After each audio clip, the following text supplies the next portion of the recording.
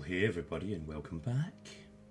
Today we have a article from The Guardian, and it's about a recent story that has been broke out in the BBC in the UK. BBC women furious but not surprised by gender pay gap.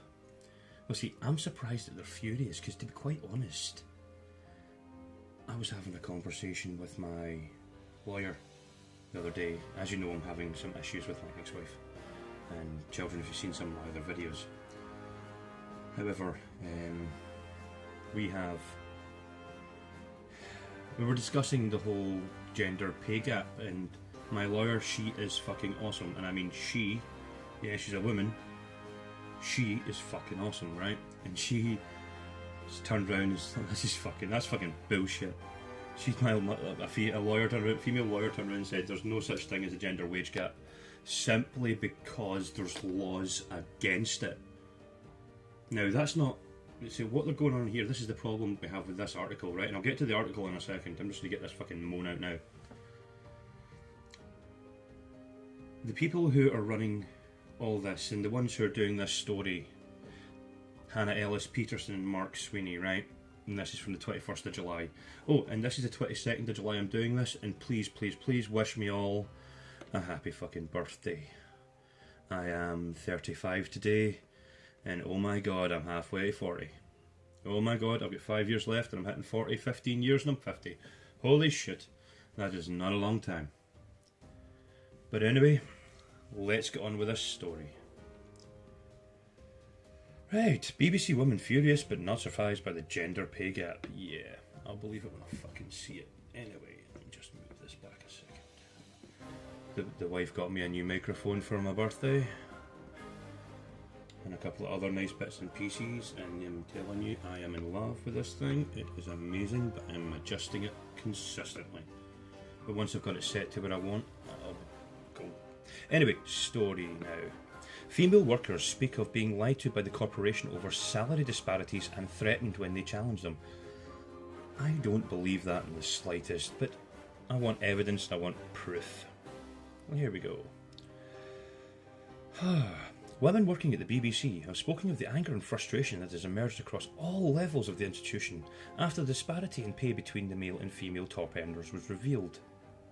See, again, it's not a disparity, there's nothing about, this is all bullshit, and it's just a fucking, this is fake news, to be honest.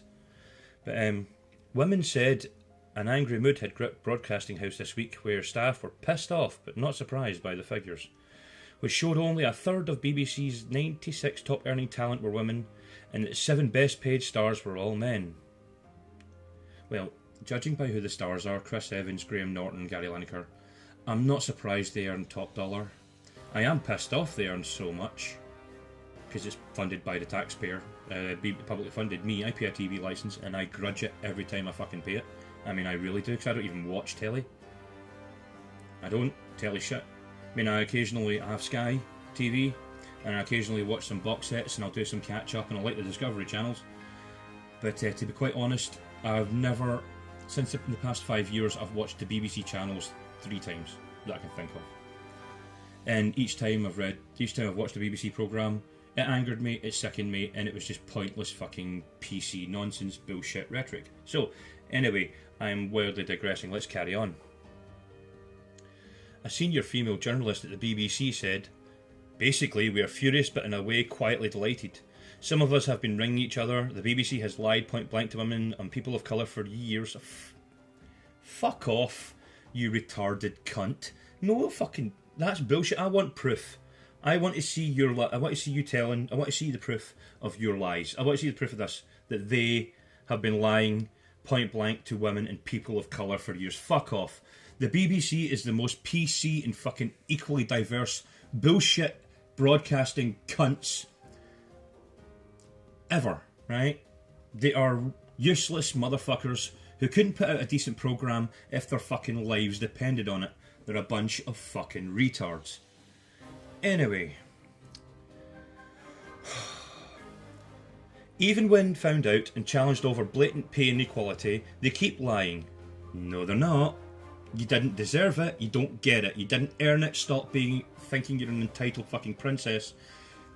You're all a bunch of fucking retarded cunts if you think you have deserved to get the same kind of pay and put in the time and the skills. Look at for Chris Evans, for example.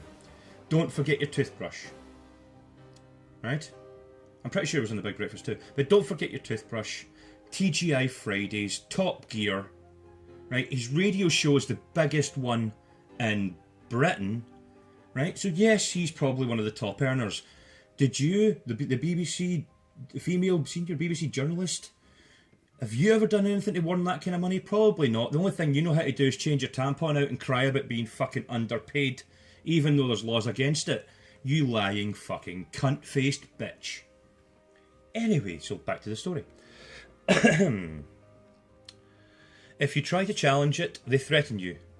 Again, I want proof. It's an endless battle with obvious exceptions to the few names on that list. You're never valued. No, they're the ones that earn more than you because they're better than you at their jobs. They're more popular. They're everything else. You are just an arrogant, self-righteous, whiny little bitch. And I would really like to know who this BBC's fucking the senior female journalist at BBC was, because I'm pretty sure she'd be fired for fucking lying and defaming their company. But anyway, moving on.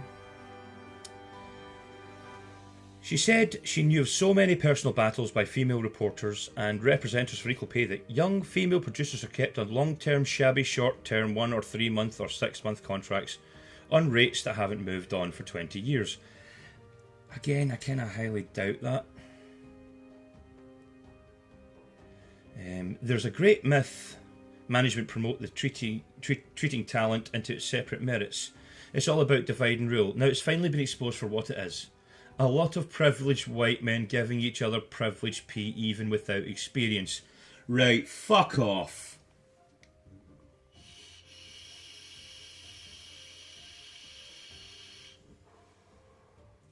Well, this story, this is bullshit automatically, because Chris Evans has earned it. Did you not hear? Well, that's what my previous thing is about. He's been through so many different shows. He has the biggest show. He has earned that right. Gary Lineker is one of the biggest football pundits in Britain. Right? And Graham Norton's one of the biggest fucking talk show hosts in Britain. They get the big bucks because they bring in the big audiences. And unfortunately, because you're a journalist, nobody fucking listens to you anymore because you all talk shite.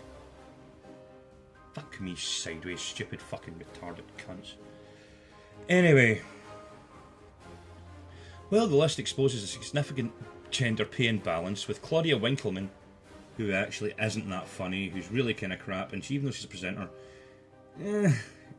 she's stale. Yeah.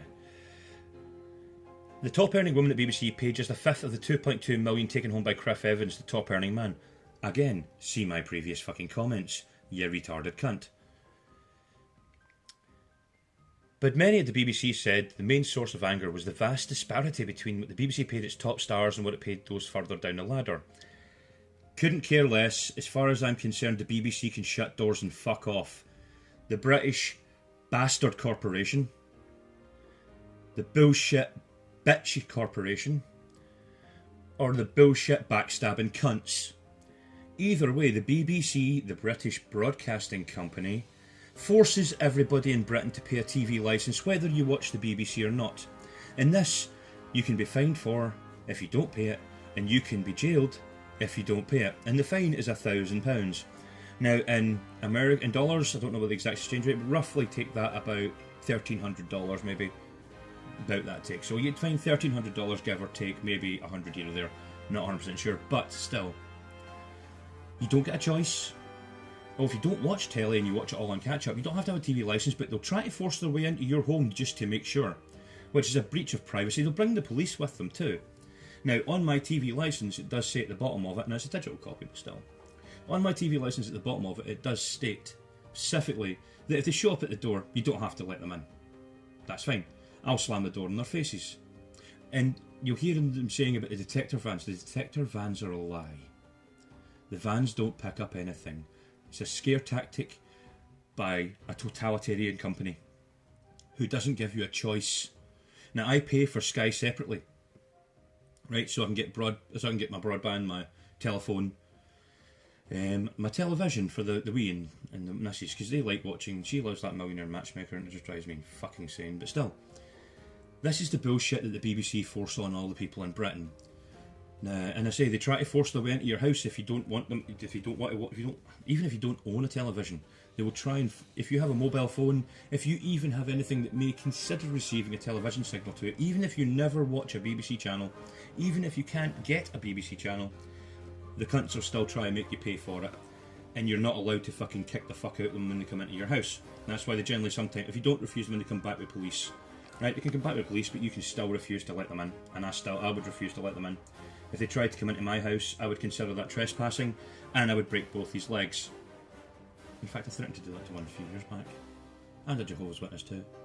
Well, they wouldn't go away. Jehovah's Witnesses are retarded as well. Just ask them, if you ever get stuck with a Jehovah's Witness at the door, ask them about Matthew 8 chapter 16, they'll generally shut up quite quickly. But moving on, let's get back to this story. I've been waffling on for minutes. Okay, one woman said quite a lot of people are pissed off because of the gender gap, but there are lots of people who are pissed off at the big swerve taking the focus off the real story, which is the gap in pay between ordinary producers, etc., and management on six-figure sums. Well, again, because they're management. But, go figure. People are really, really cross. There's a brilliant on-air reporters correspondent who are on £65,000 or £65,000 and £70,000, and they're really angry to see people, women or men, on these big salaries.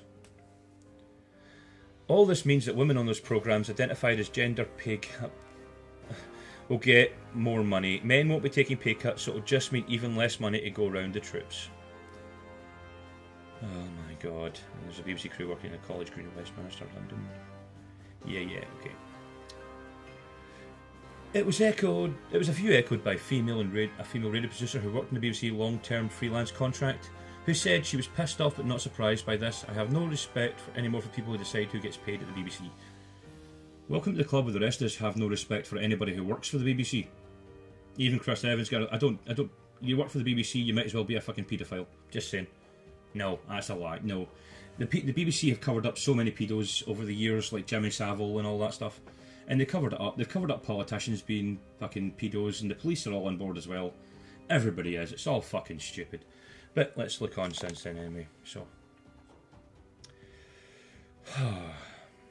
my experience of being in the BBC, being at the BBC, is that they do everything to get the maximum amount of people for the minimum amount of money. Basically, like any kind of employer, anywhere, ever. But and it really just cuts into your self-confidence and worth. Well, if that really cuts into your self-confidence and worth, I presume you didn't have any in the first place. Grow the fuck up. She said, my work has always been offered to me by males, and when I've negotiated my pay, I've had them come off the phone saying, let me see what I can do, and then they come back offering £5 more a day because they've offered me something that works out about minimum wage. You're freelance, you can pretty much get paid whatever the fuck they want to pay you. You can argue about it, find a different job somewhere else, they don't care. If you don't like it, fuck off. Right? I understand that talent needs to get paid for what they do, but people that are making the content, the people at the bottom, feel like they're not worth anything. And that's just been highlighted this week. I'm angry, but I'm glad it's come out. Oh my god, you're such a fucking moron. Oh, Jesus Christ. These people who are bitching about this, right? I imagine they earn more money in a week than most people earn in a year. I guarantee it. The ones that are bitching about their wage gap, right? You have a job. Be lucky you have one, because if it was up to me, the BBC would be shut down forever and left. And the people, in the case of all those fat cats that you're complaining about, would be jobless, and I'd be happy. However, that isn't how the world works, and unless everybody in Britain stops paying their TV licence, you'd be out of a job too. Even though you are fucking freelance, you stupid cunt. Anyway, let's continue. Sources said Newsnight's Emily Mathis was really pissed off after it emerged she was not among those earning above 150 grand. Well, obviously you'd know how much you'd be fucking earning each year, you fucking tit. while her male colleague on the programme, Evan Davis, did. However, she's in the midst of renegotiating her contract and believes she'll take the BBC's offer and will be appearing on Newsnight next week. I really hope that they reject anything and they don't let you on just for being a moany cunt. Because nobody likes moany cunts, and trust me. Hannah Ellis Peterson and Mark Sweeney have done a terrible job with this article. And to be quite honest, the best thing that can happen to the BBC, as I've said previously, is to get bent. Please let me know in the comments how you feel about this.